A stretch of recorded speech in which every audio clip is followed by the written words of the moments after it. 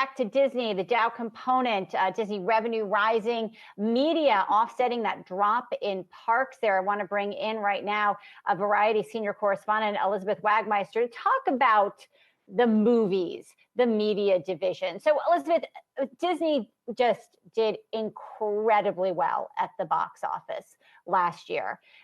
This has been for them, for Bob Iger, putting together a lot of these different IP tentpoles, just hitting it out of the park.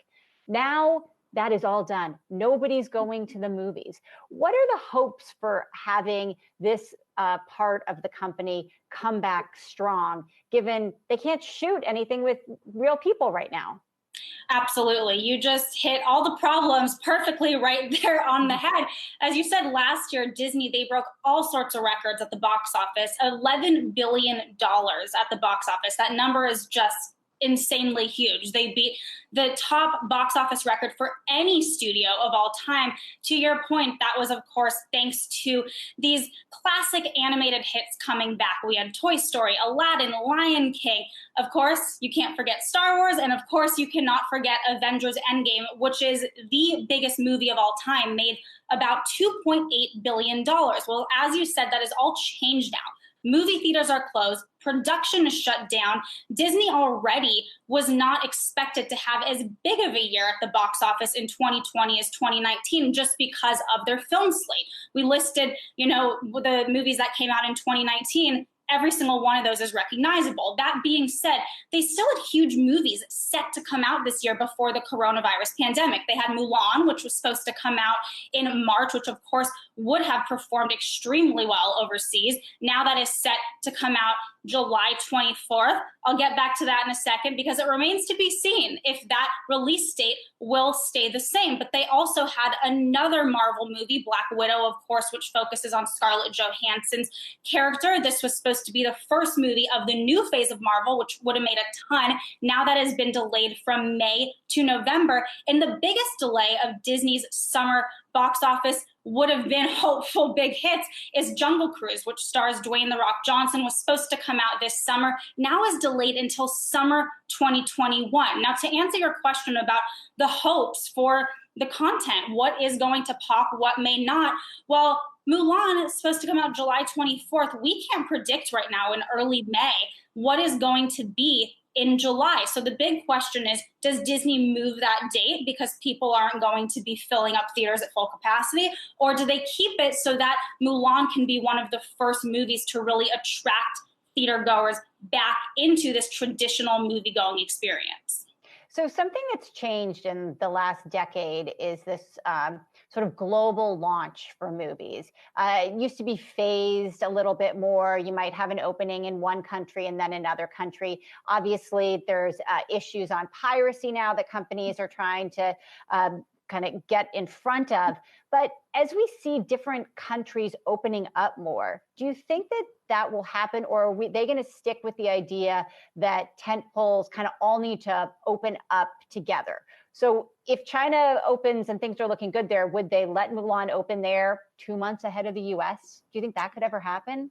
I think it's a great possibility. I think anything is on the table. And to your point, you really do need the international box office to have a huge hit.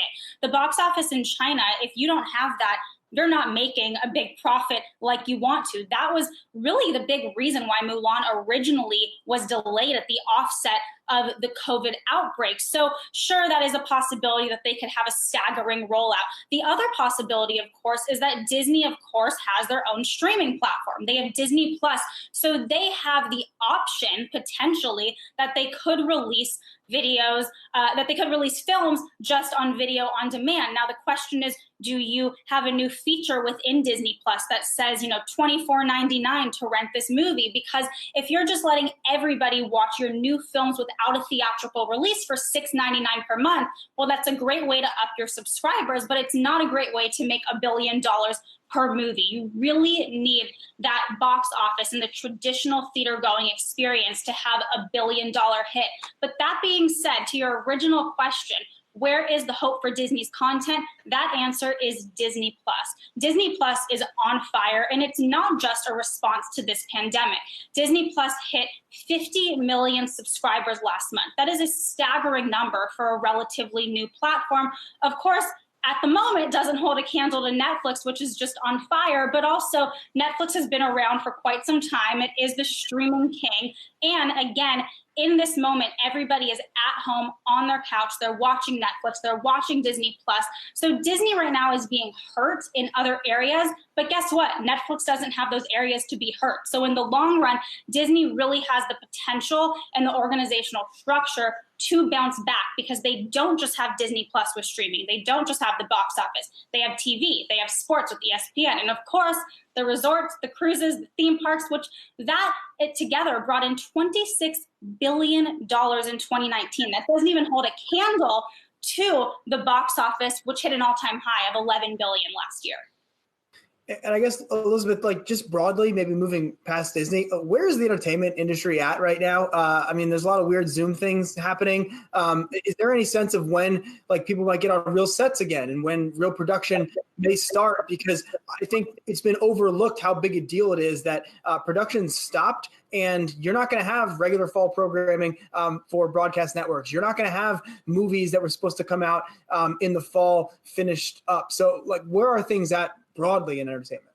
Well, first, I hope that nobody counts this as some weird Zoom thing, Myles. It's good to see you, though.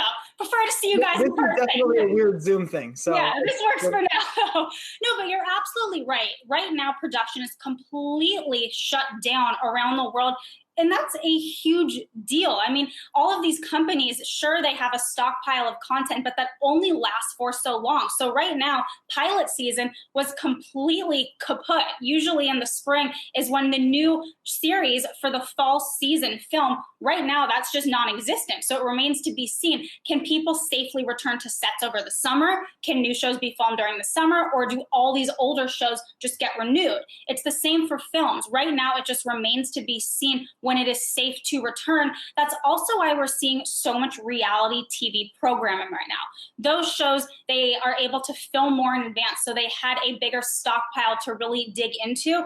But again, with the live competition shows, all those reality shows like American Idol and The Voice, you've seen with those, kind of a weird Zoom thing. They're doing, all the contestants are performing from home. I just broke a story actually back to Disney when you're talking about ABC. One of their biggest franchises is The Bachelor. I broke a story last week that The Bachelorette, which was supposed to be in production a few months ago and was supposed to premiere this month in May, completely, shut down right at the beginning of the coronavirus outbreak. And now they're looking to return to production this July, but they can't travel the world, of course. They can't even go on dates around the country. What they're going to do potentially right now, the tentative plan is to essentially rent one location, have everyone, contestants and crew members, tested on their way in, and then essentially be quarantined for the entire season. So these are extreme measures to make anything work right now.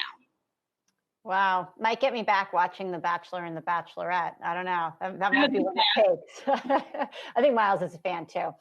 Elizabeth Wagmeister with Variety, thank you so much for joining us to talk about Disney on this earnings day and other Hollywood topics as well. It's great to see you.